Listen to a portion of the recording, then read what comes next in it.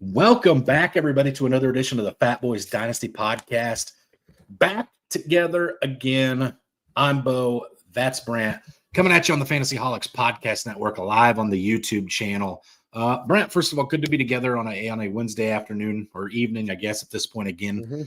We had a long stretch there where schedules just weren't meant to be, but there you and I were boring the folks with our solo attire. Not nearly as good without both halves of the respective ton in place. So we're back together this week. Happy to be back with you this week, Brant. Yeah, I'm extremely happy.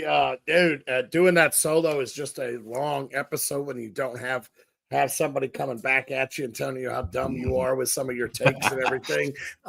Or reminding me as I'm telling everybody, go get Kendre Miller. He went back to the IR the exact time I was recording the episode. They put him on the IR. Boy, did I look stupid. Of course they did. I look stupid for anyone that listened to it about 20 minutes after I turned off the live. Guys, Kendre Miller, don't pick him up. or pick him up for free in Dynasty and stash him. Hey, yeah, an IR spot's a free taxi spot almost. Absolutely. But it's great to be back. Hopefully we'll this Sunday, I'll be live with our start sits. I know you will be in Denver going to watch your Falcons. I just found out Pops won't be joining me for this Sunday morning either because he actually is going to San Fran. Didn't realize my dad was going to go to the game. I knew he was talking about it, but he is going to go without me. He's not too. He's a little upset with his son, but I got prior commitments, unfortunately. But I'm super excited. I'm super excited for you guys both going to games this weekend. I know I love going. I'm hoping to get up to Chicago this year. But it's great to be back together. And we're just going to today's episode, we're just going to kind of shoot our shot and just kind of bicker back and forth, banter back and forth about some changes that are going on in the NFL and also some things to help you in your playoff push because that's coming up. Trade deadlines are coming up. But let's get our bibs on. Let's eat.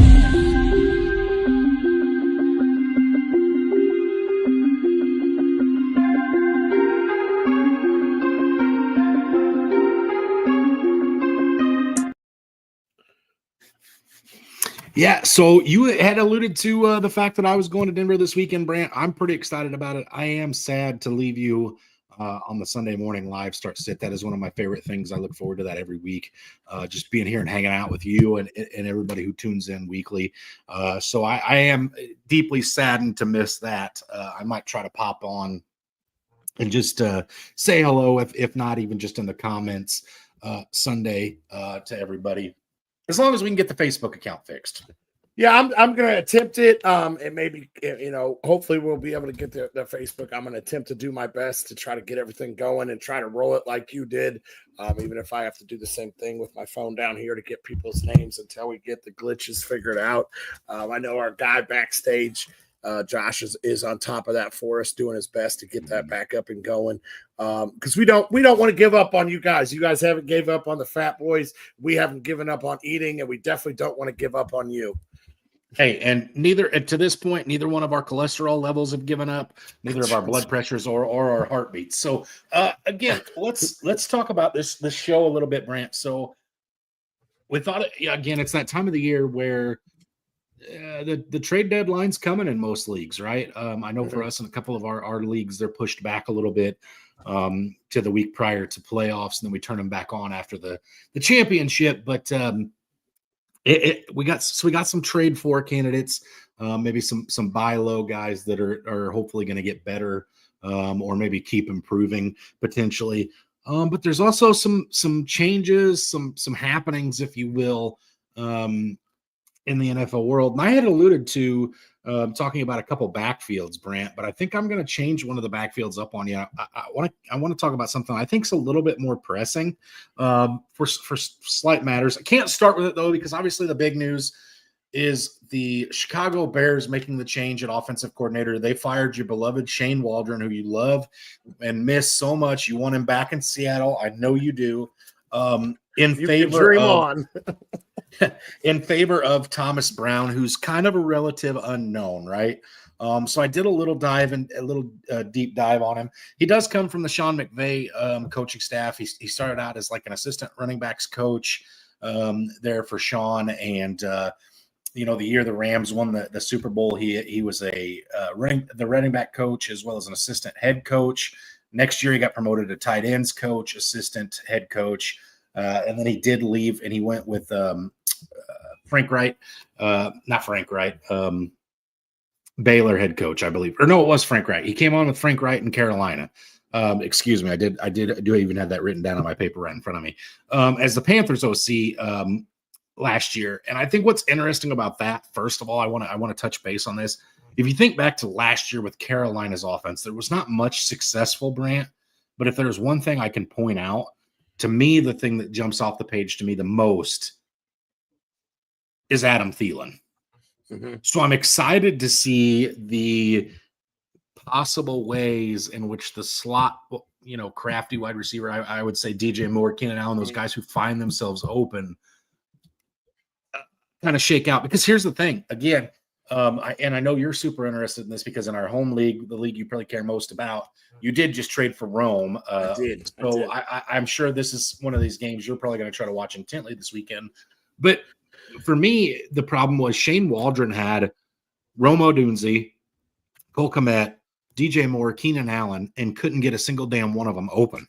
Not a one of these guys could get open. You had DJ Moore, who, Brant, I've been crucified for my takes on DJ Moore in the past, giving up on his team because the offense is so putrid, right?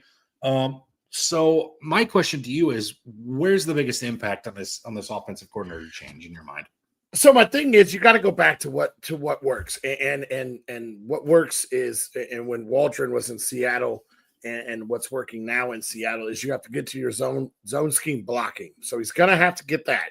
Two guys blocking one guy, hit that hole. Don't get fancy in the backfield. Get your 2 or 3 yards. Push the ball a little bit, little by little. That's what's working with Kenneth Walker. Eventually, you get the big hole, and Kenneth Walker breaks one out. I think Chicago is going to have to get to something like that because their line is so banged up and is bad. And then you go into the short passing games, your short slants out of the slot, your screens. Let DJ Moore do more of the work than Caleb Williams. Right now, Shane Waldron was drawing up all these deep balls, and by the time maybe a receiver did get open, because we know these guys can get open. We saw DJ Moore do it since Maryland. We saw Keenan Allen do it all the way back and with the Chargers. We've seen Rome Odunze do it in Washington. And Cole Kmet was just a dog over the middle, and then all of a sudden he's getting sacked 9 times in a game, was it? And it was, yes. Throwing these plays up to go too far down the field. Let these guys work. You have great possession receivers in Keenan Allen and DJ Moore. Let the guys work in the short yardage situations. Let the offense get developed. I think you're going to see 10 targets apiece for 2 of these guys. I don't know what 2 it's going to be, but I think you're going to see 10 to 12 targets for 2 of these guys. The other one's probably going to see about 5 or 6. Plus Cole Kmet's going to get some sprinkles in there too. And Cole Kmet might be one of the guys seeing the 10 or the 5 or 6. I don't know how it's going to favor out, but I think they're going to have to get to that short game and let the talent work rather than trying to let the talent work further downfield where you just don't have time. And I think that's the biggest thing, Brant, you kind of alluded to it, is the talent in Chicago is completely on the outsides of the field, right? That offensive line is among the worst in the NFL. On top of that, when their 5 starters are on the field, they're not that damn good. And now they've got injuries on top of that. So it's just a problem. And I think for this offense, for Caleb Williams to be successful, I think you've got to start establishing the run game, taking pressure off of Caleb Williams. Because listen, when you're talking about the number 1 overall pick, look what we all did as a fantasy community, as an NFL fan base last year to Bryce Young. Bryce Young could not figure it out last year, right? And he didn't have nearly as talented of a roster as what Caleb Williams does. But as the number 1 overall pick, you expect him to produce wins. You expect him to produce points. You don't expect him to come out and score 12 points over a 2-game stretch to doormats in the NFL, as I'd heard them called. And so that's just a shot at one of our coworkers there. But again, when you talk about the Chicago Bears with as much talent as they have, and these lofty expectations were planted firmly on Caleb Williams' shoulders this year, how much of his confidence is just trashed moving forward by, again, whether it be bad play calling, bad offensive line play, now coaching changes. I watched a perennial MVP candidate in Matt Ryan every year in the prime of my time as a Falcons fan go through a different offensive coordinator almost every year. And there was so many learning curves. And that was for a seasoned veteran like Matt Ryan, let alone an in-the-door rookie with massive expectations lumped on him. I worry, Brant, that there was too big of expectations, too big of lofty goals placed on the Chicago Bears team from the outside, maybe not the inside, from the outside, going into year 1 of Caleb Williams, because they're falling flat on their face. Fan bases are booing them. I mean, it's crazy to me, right? Because it shouldn't be this way, but yet here we are. And I don't necessarily think it's a Caleb Williams problem. I also don't know as though I really think it was a Shane Waldron problem. Somebody's got to be the scapegoat, and it was him. And if it doesn't get any better immediately, it's Matt Eberflus. I mean, he started the timer on his own clock when he made a change, blaming somebody, because if that doesn't fix now, then it's obviously a bigger issue. Right. And I think the thing that scares me is could be possibility of 3 offensive coordinators in your first year. You already have 1, you're going with your second. If he doesn't cut it, you're going to go into your third as soon as you start your second year. If you do remember, I wasn't the hugest Caleb Williams believer coming out. I took listening to everybody else, and then it finally started getting me on board. But I don't think it's this guy. During what was it, the 3-game stretch where the Bears looked great, he showed flashes of that greatness where he was using his legs and he was pushing the ball and he looked phenomenal for the franchise. A guy said today, well, at least he's not turning the ball over. And I go, it's hard to turn the ball over when you're on your back 9 times in a game. It's like, no, you still get sacked. And I go, if you know you're getting sacked in 1 second, all you got to do is tuck the ball. It's not that hard. But I mean, it is tough. And you're right. He doesn't turn the ball over. Good for him. But I think he needs to. I think this Bears team really has to trust the talent, trust your veteran leadership. And if this guy wants to keep that OC job, I think that's what he's going to have to do. It's interesting too for me, Brant, because I as I'm sitting here thinking about it, I went and pulled up DeAndre Swift. And if you remember, right, obviously the Bears are on a 3-game slide, and which is after their bye week, which is also unusual. But if you go prior to their bye week, the 3 weeks prior, DeAndre Swift was RB3, RB2, RB6. Run touchdowns every week, lots of touches, lots of opportunity. It's like the blueprint was there, and it was like we kind of shied away from it because the first week out of the bye week with Washington, which was a good game, they controlled that game. They lost on a Hail Mary, obviously. Can't blame that on the offensive coordinator.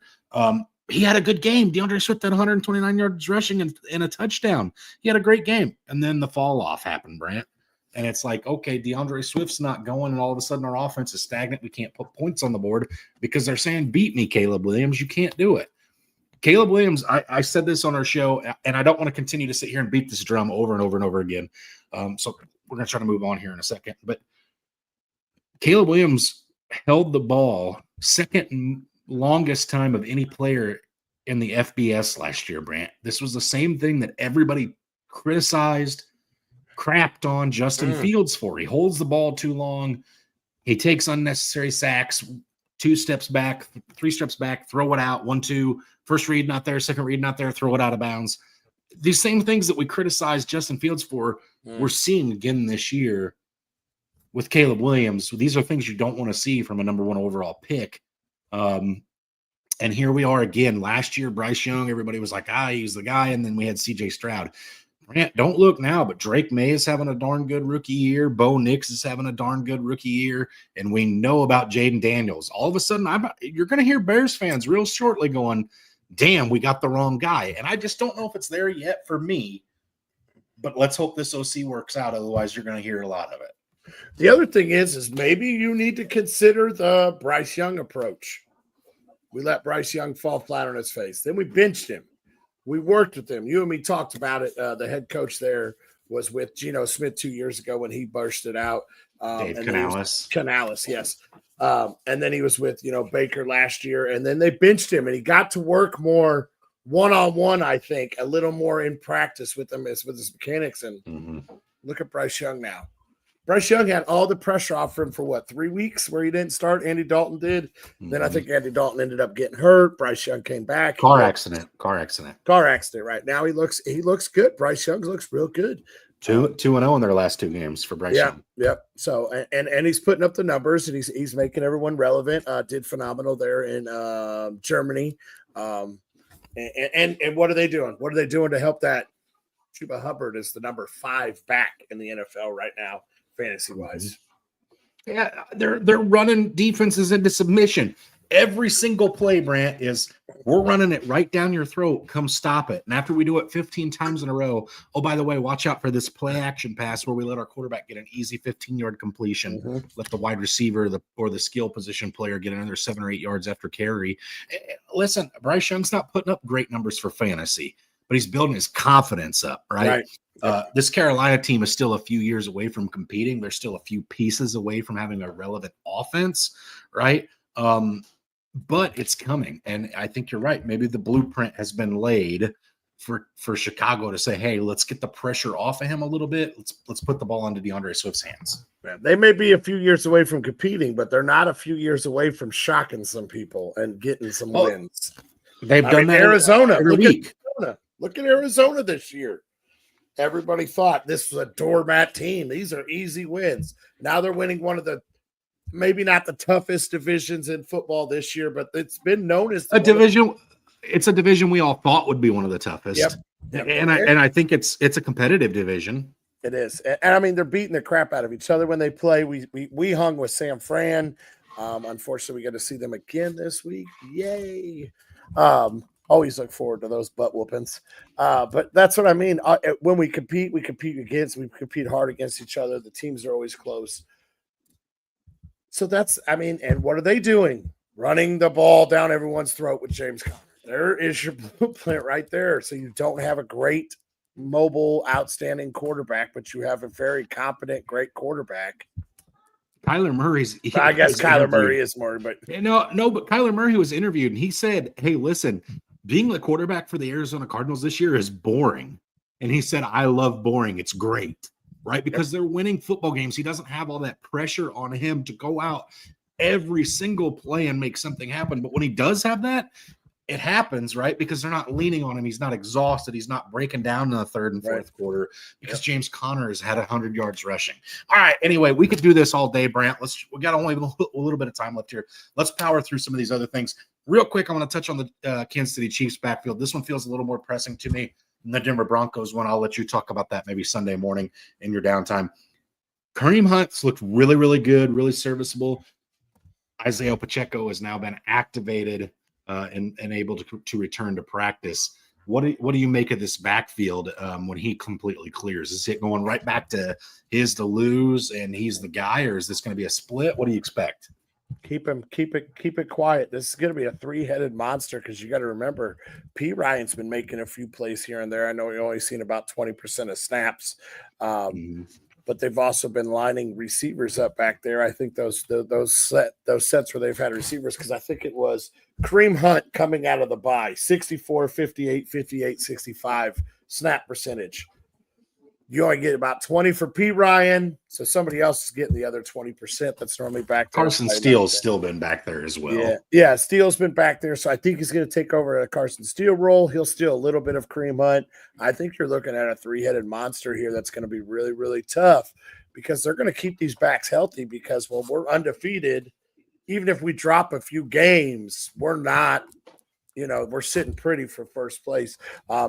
Pacheco has been already ruled out for this week against the Bills, which is probably, once again, another smart move. They're not going to rush it back. They have, 21 days, so 3 weeks for him to play.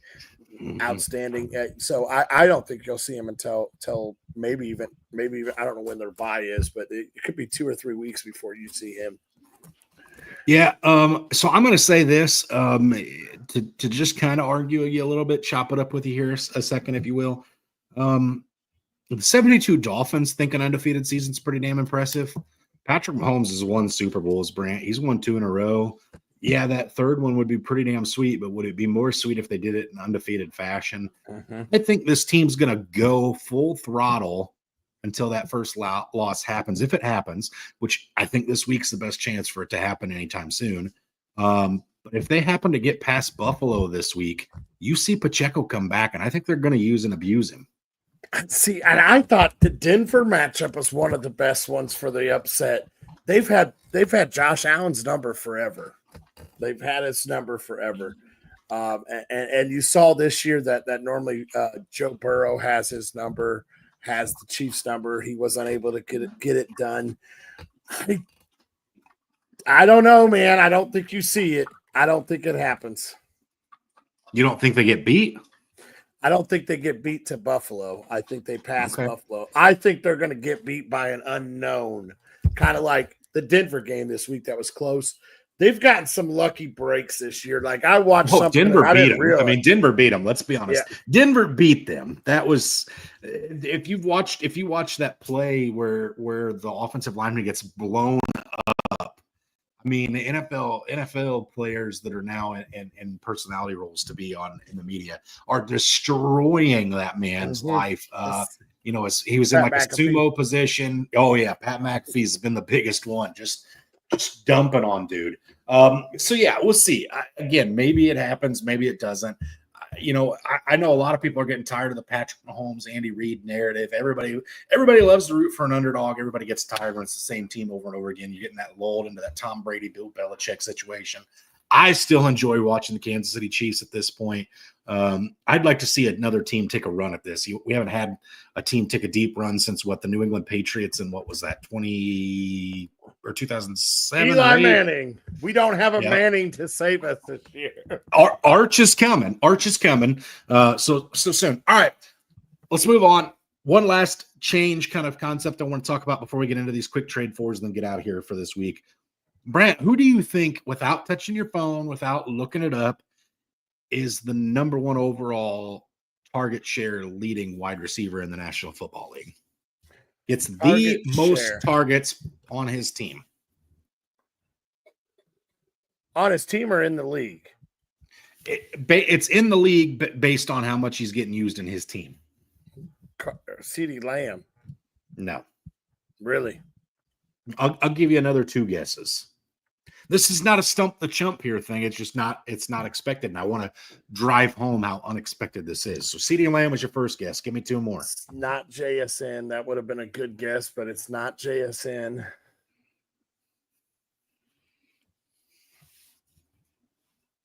Obviously, it's not Cup or Nuka.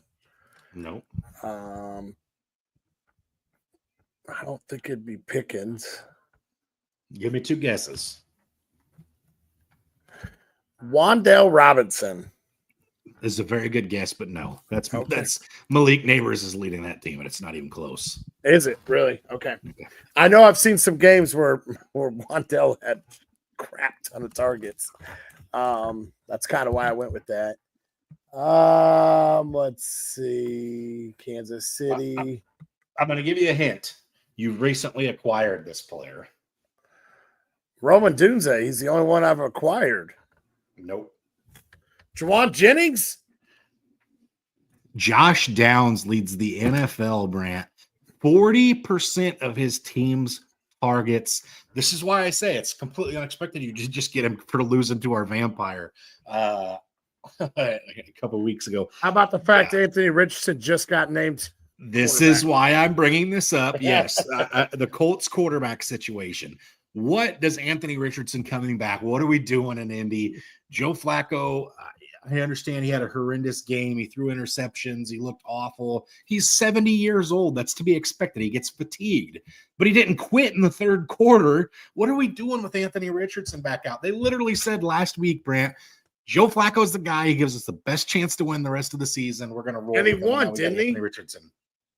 No, I don't think so.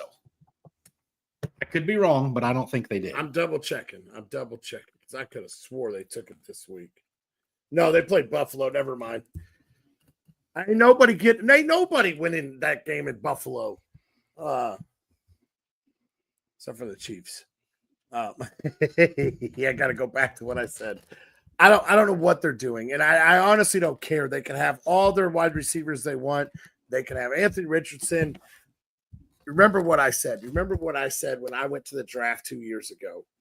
Pete Carroll did this whole pick a thing, and he kept doing everything, and I could have swore I had it pinpoint we were taking Anthony Richardson. Well, I am so damn glad the Colts took Anthony Richardson in that first round, and we ended up getting Witherspoon the next pick.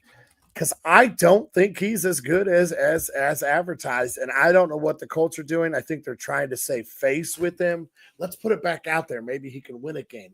Let's make it look like we actually are trying. Let's see if one game instead of two, like Bryce Young, can change it around. I don't like it. I love it for fantasy. Anthony Richardson could run the ball, but he gave up on his whole team.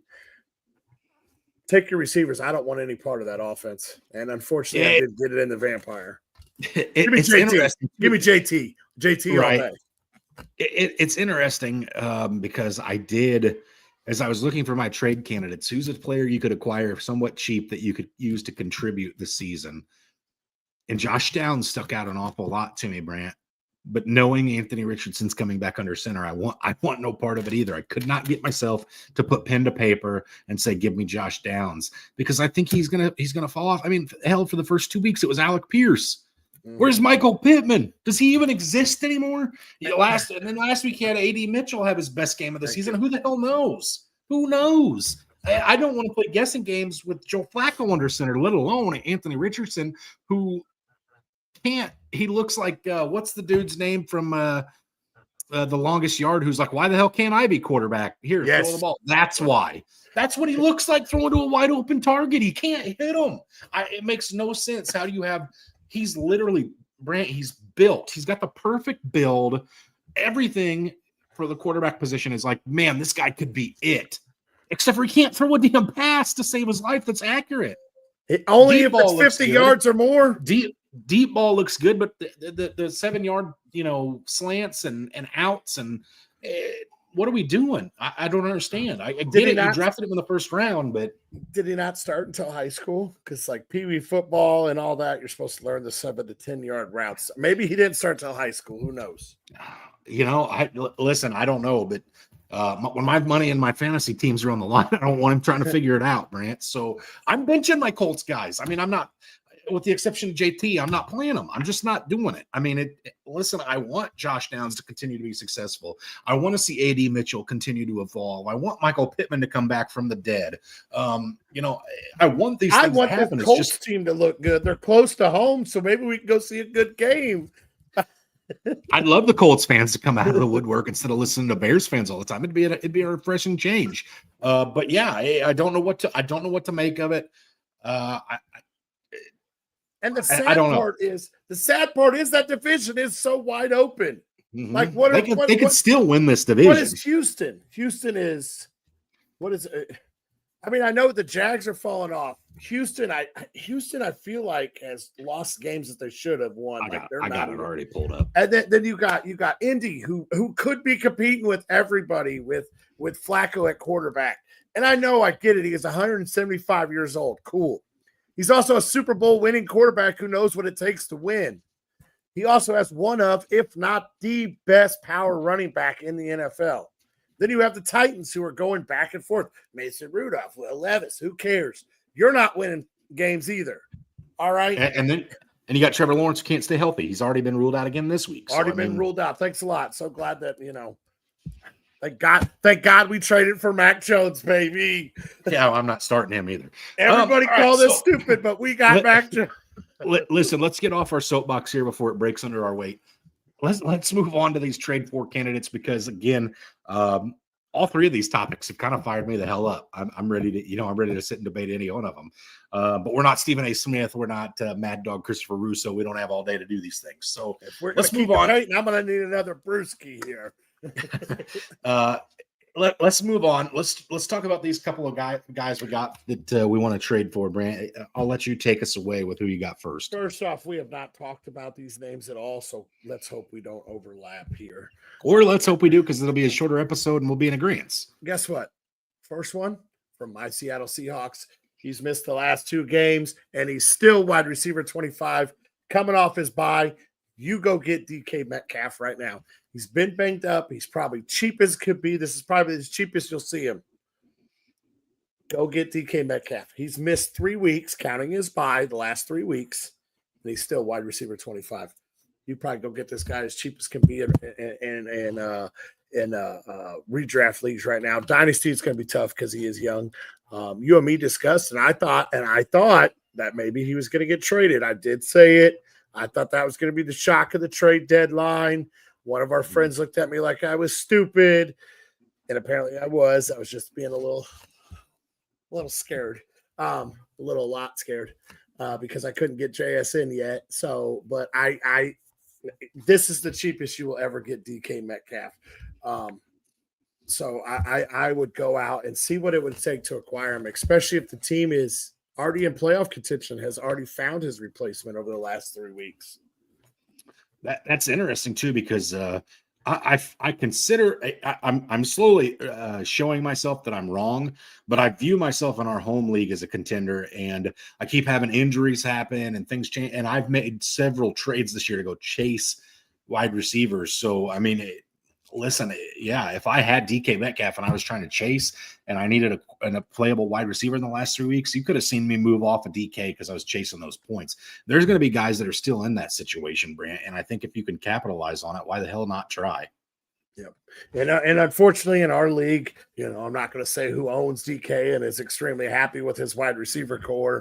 I won't go say I just poop wide receivers, but I will say start an argument, so don't do that. I will say I enjoy the receivers that I have. I do have a replacement for them. No, I will not sell DK Metcalf for anyone listening in this league. That is near and dear to my heart. I couldn't get JSN, and so I went and you and me talked, and you and me don't make too many trades because we are on the same page a lot. We finally got one done, and this is one of the happiest trades I've had in this league. Besides, one that I've had to work on. There's a few trades that were gift wrapped to me in this league. We don't need to discuss that. So here's some real life prices, Brand. I'm back on that Dynasty Daddy. Real life prices for DK Metcalf in Superflex leagues right now. Still pretty high premium. I don't think he's as cheap as you thought he was. 2 first-round picks, 1 in 25 and 1 in 26 to get DK. Romo Dunze and a 2026 second-round pick. If I'm competing, I'm taking that. If I'm competing this year, I'm taking absolutely that. No problem. DK Metcalf for Adonai Mitchell and a 2025 first. Absolutely, I would take that competing. Jonathan Brooks and a 2025 third for DK Metcalf. Competing 100%. Yeah. I mean, again, these are real life trades that have taken place. If you're competing, those are small prices. The 2 first might be a little steep for my blood. Yeah. Just because there's a lot of mouths to feed in Seattle. But small price to pay for a name like D-Hop for a lot of those others, or DK, excuse me. Right. For those others. So I'm going to start with a wide receiver that has also missed some time this year, but he's only wide receiver 52, so he's not as quite as relevant as DK Metcalf, and he's going to be a lot cheaper in Superflex leagues. He is Quentin Johnston, Brant, and this is a guy that I pounded the table for pretty damn hard in the offseason, and I've been rewarded with some touchdowns, not a lot of receptions, but some touchdowns and some yards. but here's the thing. He's got 29 targets so far this year, 20 receptions, 306 yards, receiving 5 touchdowns. Does lead the team in touchdown receptions, and he's second in the team in targets. Lad McConkey is first, but again, missing 2 games probably doesn't make up the difference. It's like a 19 target difference. Probably not making up that difference, but it'd be closer. And here's the thing, Brant. Not only can you go get Quentin Johnston for fairly cheap, this is a team that's passing an awful lot more than we thought heading into the season, right? John Harbaugh's team's just going to run the ball down your throat until you can't take it anymore, and that's all there's going to be to it.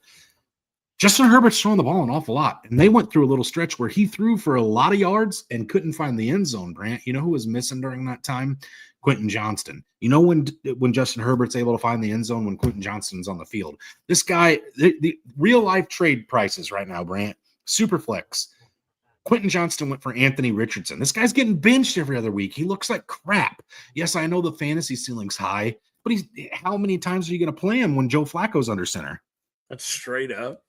Straight up. Quentin Johnston for a 2025 second and a 2026 third. Again, if you're competing, those are pennies on the dollar. How often do second and third round picks hit, Brant? Very rarely. Very rarely. Sometimes early seconds, yes. Late seconds, rare, right? And these are 12-team leagues. So if I can go chase a guy like Quentin Johnston, who, listen, maybe I'm not trying to play him right now, right? Maybe I'm just grabbing him because I want to see how things continue to progress. Maybe I've got some bye weeks that I'm going to be coming through, and I want to get some insurance for this.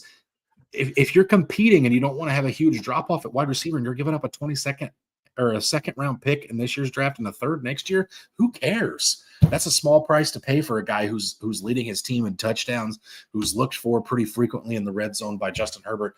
And again, worst case scenario, you got a second year wide receiver who is tied to Justin Herbert for a long time, Brant. Yeah, absolutely. And like you said, QJ he's a red zone monster. He was missing. Lad McConkey's great possession guy, great to get you down the field. Everything else, you think about it, it's just a touchdown a week. That's 7 points right there in a PPR right off the bat. Not to count the yards, couple extra catches, and you got a 10-point wide receiver sitting in your flex. So this is an absolute guy that you can go steal right now. I absolutely love it. I still think Ladd will lead the team in targets, but like I said, I do too. Yeah, I do. Possession guy to get you down the field. And you know, the way the game is set up, play action pass, and that's where Quentin Johnston will get you for a 40-yard tutty. Real quick.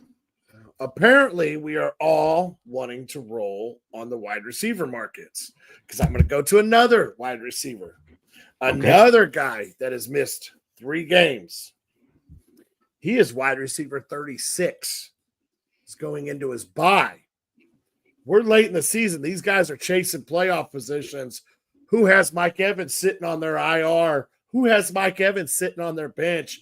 Let's go get Mike Evans. Still wide receiver 36. No Chris Godwin. Cade Otton's been the best thing in there since those two went down. Mike Evans, we already know. Talk about red zone monster. Talk about a great big body to throw to. Baker Mayfield loves him. He's coming back. Let me just run through this schedule real fast. So we're going to say he comes back after the bye, which he did come out and say he could have tried it against that last game before the bye, but he said, give me an extra week. New York Giants, Carolina Panthers, Las Vegas Raiders, LA Chargers, Dallas Cowboys, Carolina Panthers for the championship. Give me Mike Evans because there's not a corner on this list that scares me. You want to know what's scary, Brant? What's that? The amount of people that are stealing Mike Evans in fantasy leagues right now. Unfortunately, I don't think I can. I would go steal him in 2 leagues, but I don't think I can. He's owned by the Tampa Bay fan or no, he's not. He's not on that team. Anyway, I don't have a Ram within the last 48 hours, Brant, Mike Evans went straight up for a 2025 second. All day. I don't care if I'm competing or rebuilding. I'll take. Wait, that was one of the better trades. Hollywood Brown straight up for Mike Evans. Who the hell is Hollywood Brown? Yeah, exactly. Mike Evans for Trey Tucker in 2025 round 3. Trey Tucker was relevant for a little bit. Where's the other one? There's another one that's like really outlandish here. Mike Evans and Aaron Rodgers for Dak Prescott and David Bell. Has David Bell caught a pass this year? Here's the one. This one's my favorite, right? So you give up a 25 second round pick, Brant, to go get Mike Evans, but you also get a 2027 third rounder back. Oh, okay, cool. So right as I need to replace Mike Evans, I have a draft pick He's free. to try. He's essentially free. I love that one. I mean, absolutely. if you in your leagues can pay those kind of prices, and again, all you got to do is go to Dynasty Daddy and say, "Hey, look, this is the going rate for him right now." Go do it. Stop hesitating. You should be doing it as we're finishing this episode. This is highway robbery for this type of guy. That yeah, you may have a little hush hush with him, because he did do you dirty a few years ago. But let's be honest, he's one of, if not one of the best fantasy wide receivers in the NFL. Absolutely. All right. So you said you liked wide receivers. I like wide receivers. Why wouldn't we just stick with wide receivers here, Brant? Right. But we're not going to, because I've got a darn running back for the people. Snap. So this guy is currently RB21, Brant. I feel like this feels so disrespectful for this guy. It's just there's been some really good weeks for some running backs this year. And this guy did take a little stumble at one point. He was kind of benched in his offense. But the offense is getting better. This is Ramondre Stevenson, Brant. And again, wait till I tell you the prices on him, because I also feel like this is comedic, if you will. But anyway, this guy is through 9 games this year. He's had 134 carries, 512 yards, 3.8 yards per carry, 6 touchdowns, 29 targets, Brant, for another touchdown and 100 yards. He's the number 2 target on his entire roster. Pop Douglas is the only one above him. Kayshon Boutte is 1 target from passing him. So we'll see how that shakes out over the next couple of weeks. But Ramondre Stevenson, Brant, is the number 2 target in New England, with the quarterback that's starting to look pretty good. He's starting to find himself. Drake May's starting to look good. And again, this is a guy who he's a bulldozing running back. If they get in the goal line, he's going to have some chances, right? And again, you're talking about a guy with a favorable playoff schedule, Brant. How about the rest of the year for Ramondre Stevenson? After this week, he has the Rams this week, which is a tough matchup. Miami, Indy. He has a late bye, week 14, so that could hurt you if you're trying to make that last. Could hurt you or save you. He won't get hurt the week before your playoffs, right, hopefully. But then he comes out and he's got Arizona, Buffalo, and LA. Those are 3 teams. LA Chargers. Those are 3 teams that are not real great against the run, Brant. This is a pretty cake playoff schedule. The toughest one being your championship weekend, week 17. This is a guy you could go get for. You ready for the prices? I'm going to start with the one, in my opinion, that was like the gimme. And then I'm going to talk about one that I would do if I'm a contender. I think you may have a different stance on it because your feelings on the other player involved. But a 2025 second round pick and a 2026 round 4. The round 4 is a throw-in. Who cares? I'm not going to let that be a deal breaker. And I'm getting Ramondre Stevenson, who, oh, by the way, is still only 26 years of age. He's not old. Got a new contract this year. He's ready to go, Brant. This is going to be for the future. He's going to have plenty of value moving forward. And Jennifer did join us and is watching live, saying she loves these trade shows. Keep doing them. Jennifer, as long as if you've got questions, ask them. Me and Brant could talk trades all day long. But anyway, here's the one, Brant, that I think you're gonna resist me on a little bit. And I want you to put your perspective into perspective that you're a running back needy team. Okay. And let's call it what it is. This guy's not been that great. It's taken some injuries for it to happen, and the best wide receiver on this team's coming back. Tank Dell straight up for Ramondre Stevenson. It's a yes. It's a yes. It's a no-brainer yes. Let me hear the logic. Tank, I know, isn't on the field, but he's still a top 20 wide receiver. So this is a guy that most teams are starting in and out every single week. Most teams that have Tank is starting. The Houston Texans went and got Stephon Diggs to make, and he was irrelevant. The rest of the season, he might be up there. Maybe Jonathan Mechie, I think, had a better week than him this week after finding the end zone. Granted, Houston Texans look like crap. That offensive line is banged up as well. But Nico Collins comes back, and he's going to be a focal point for that offense. It's also, I think, an offense that runs through Joe Mixon anyway. So you're taking a gamble every week on Tank Dell, because I do think Tank Dell's got a higher ceiling potentially than Ramondre Stevenson, but Ramondre is much safer. And if Ramondre finds the end zone, it's going to be really hard for Tank Dell to surpass him on a weekly scoring basis. Because if you remember, Brant, last year, Tank Dell was on a historic touchdown rate prior to breaking his leg. And it's just, you're hoping every week this year that he gets back to that. And even with Diggs out, he really hasn't got back that magic. I think the first week that there was no Diggs and no Nico Collins, he had a pretty good game with a couple big plays, but I don't know if he found the end zone 2 weeks ago. You would know better than I do. I'm going off on my top of my brain here. I can't remember if he did. But last week, again, like I said, it was a week where the Texans needed to move the ball, and it was Jonathan Mechie they went to. So 2 weeks ago, he did not find the end zone, but he had 23.8 fantasy points. Yes. I knew he had a pretty good week. The week following, he had 14.6 with the touchdown. And then week 6, he also had a touchdown with 20.6. But 2 touchdowns is it for the season, right? Or does he have that yes, third? No, it's just 2. Yeah, last year before he broke his leg, he had like 7 or 8. So again, I think the Tank Dell, the player, is fine. Long term, he projects to be the third wide receiver. He'll be the one missing the time when Diggs and Nico are on the field. Diggs is a free agent this year, so he may not go back. But again, them trading for Diggs tells me that they want Tank primarily in the slot, which you're not going to do when he's on the outside as the number 2. So for me, if you're talking about a guy who's not going to be on the field all the time versus a guy who is finding the end zone, is the second leading target in his team and PPR, it's a small price to pay if I'm a running back needy team and I'm trying to contend. Because let me ask you again, Brant, we talked about your personal roster. And this is just to dig the knife a little bit. How often do you play Tank? I'd have to go back, but I feel like I've probably played him at least half the weeks. But not consistently. Now, granted, you're not a running back needy team either, but if Joe Mixon would have broken his leg early, would you have rather had Tank Dell or Ramondre Stevenson to fill that hole? So, Again, when you put yourself into that perspective, it makes it pretty easy. Now, again, if you're a team that's well-rounded and you're taking a dart through at the future, yeah, I'd probably rather have Tank Dell, because shelf life for a running back versus shelf life for a wide receiver is much different.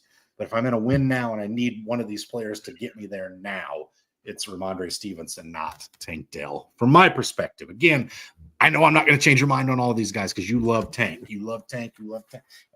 And I can't hate you. He fell into your lap in the draft. You almost got him free. And he's been very good to you. So maybe more so last year than this year, but nonetheless, right? Mm-hmm. So I think that sums it up for us.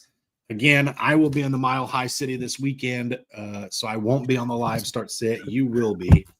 Tank that was a 4th round draft pick as we talk about throw-ins. Yep. So again, that doesn't happen in every league, right? So again, tune in to Brant this weekend. Jennifer, I know you'll be there. Tune in to Brant this weekend. Get him your questions. Make sure he's got plenty to talk about without the hot air dispelling from my mouth on the opposite side this week. Yeah, absolutely. Patrick, hopefully will join me. I sent out a message. Hopefully we get the Facebook up and running. I'm super excited. I'm nervous as can be. So when you hear me stutter and mispronounce your name or whatever else, that'll just be a normal week. Yeah, it's just a normal week. Since Bo likes to give me, the hard names because he knows I can't pronounce them. But I'm super excited to get on this. I know that last year you were able to get it with Patrick when I went to Baltimore. I jumped on and helped out a little bit. But as always, join us on Sunday. That is at 9 a.m. Central Time. I had to think about that because I always put the 10 first. But as always, stay hungry. Stay fat, my friends.